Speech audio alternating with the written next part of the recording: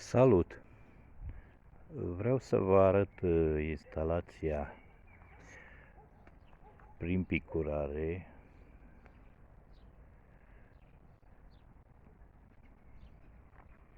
confecționată de mine pe țeavă de 32 cu robineți de 17 mm, la fel și banda.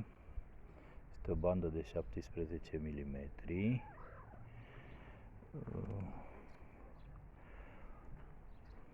Da, trebuie să apară și el în cadru, că altfel nu se poate.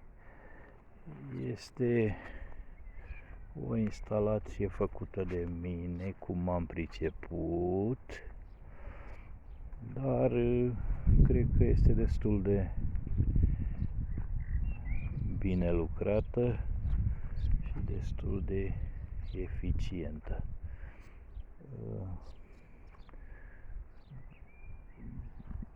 Da. La capete am prevăzut benzile cu doape speciale tot de 17 mm, iar alimentarea o am de la rețeaua de apă, dar este provizorie, urmând să-i pun un temporizator de udare pe care chiar l-am achiziționat și o să vi-l arăt. Ce să vă mai spun, robineții sunt robineți fără garnitură, deci se montează direct pe țeavă. Uitați, așa arată, nu au garnitură, se găurește țeava cu o freză de 1 mm, eu nu am avut, am folosit un spiral, un burghiu de lemn cu un opritor să nu găurim țeava pe partea cealaltă și au ieșit foarte bine. Burghiul este de 1 mm.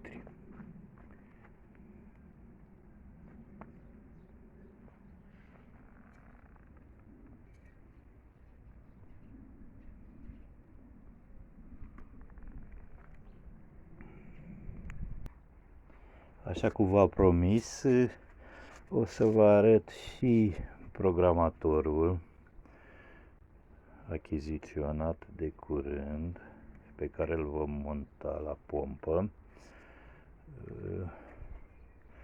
Este marca Fischar, cred că este franțuzesc, a costat în jur de 190 de lei. Funcționează cu baterii.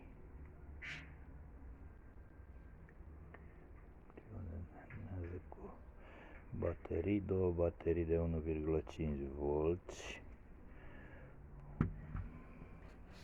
Și ce să vă mai spun, poate fi programat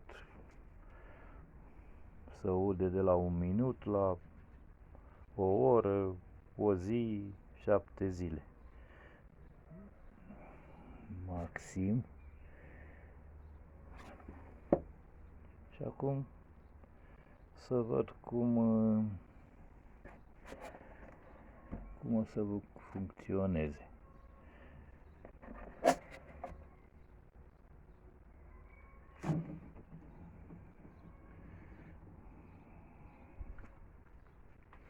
Vă mulțumesc pentru vizionare. O zi bună. Salut! Înainte de a monta programatorul definitiv, vreau să-i fac o probă și să-i fac și o setare. Programatorul am crezut că e made in France, dar este made in China. Oricum arată bine și materialele par de calitate, materialele din care sunt făcut par materiale de calitate. Să încercăm o programare. Eu în prealabil am programat ceasul care se face în felul următor. Uitați, se pune butonul pe setare ceas și din plus minus se reglează timpul. Al doilea pas este timpul de start, adică momentul în care începe udarea efectivă. Eu acum o să pun să setez, să vedem dacă funcționează la 5:21.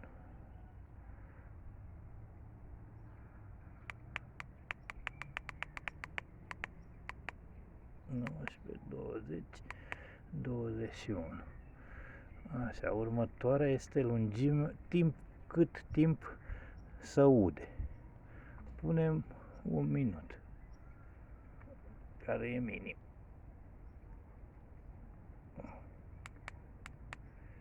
Un minut. Aici se setează intervalul de udare. Îl punem pe run și așteptăm să vedem dacă declanșează. Pornim apa. Așa. El va trebui să pornească la ora 5:21 și să ude 1 minut.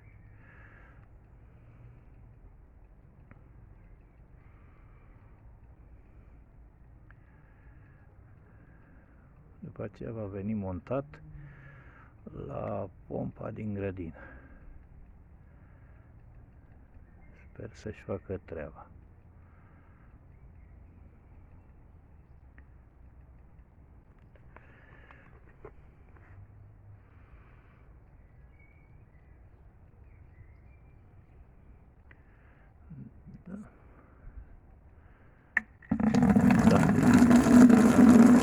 A declanșat la 5:21, va uda 1 minut. Acestea apare pe afișaj.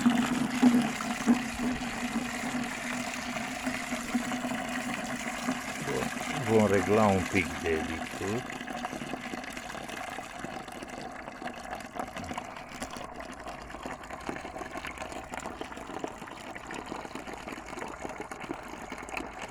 La ora 5:22 ar trebui să se oprească.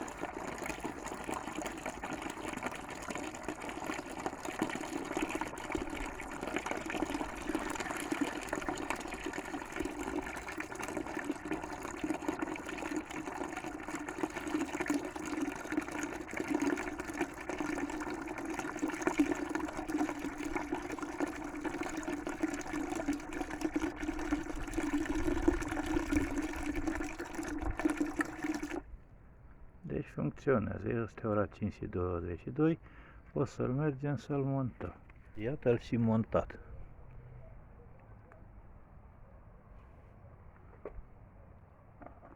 Am construit o cutiuță de protecție pentru o protecție mai bună. Cu toate că el poate fi montat și afară, nu e nicio problemă. L-am setat.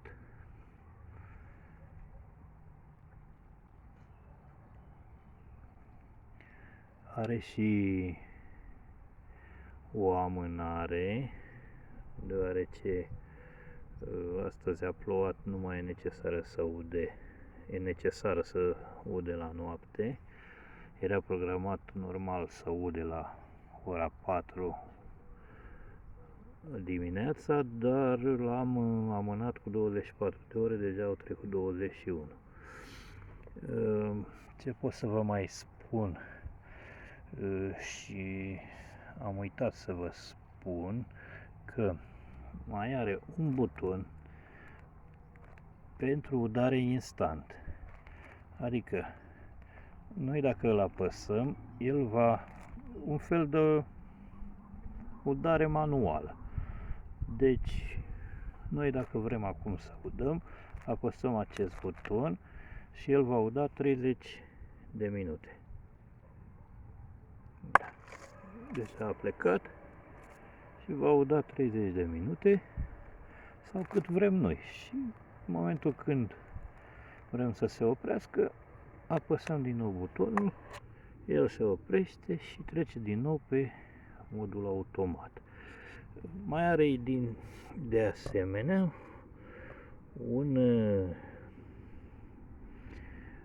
un buton de delay, de amânare a udării, și acesta este butonul plus. Deci în poziția în care se află cu setarea făcută, dacă apăsăm butonul plus odată, se amână cu 24 de ore. De 2 ori se amână cu 48 și așa mai departe. În cazul în care a plouat și nu se mai vrea să se ude. Eu așa l-am asamblat. Totul este gândit de mine, cum m-am priceput, mai bine, mai rău, rămâne să vă spuneți părerea. Este legat la instalație. Am uitat să vă mai spun că banda de picurare este cu găuri de picurare din 10 în 10 cm și cam atât. Sper să-și facă treaba și dacă v-a fost de folos acest video, dați un like sau un dislike dacă nu v-a plăcut și nu v-a fost de folos. Vă mulțumesc pentru vizionare, o zi bună în continuare. La revedere!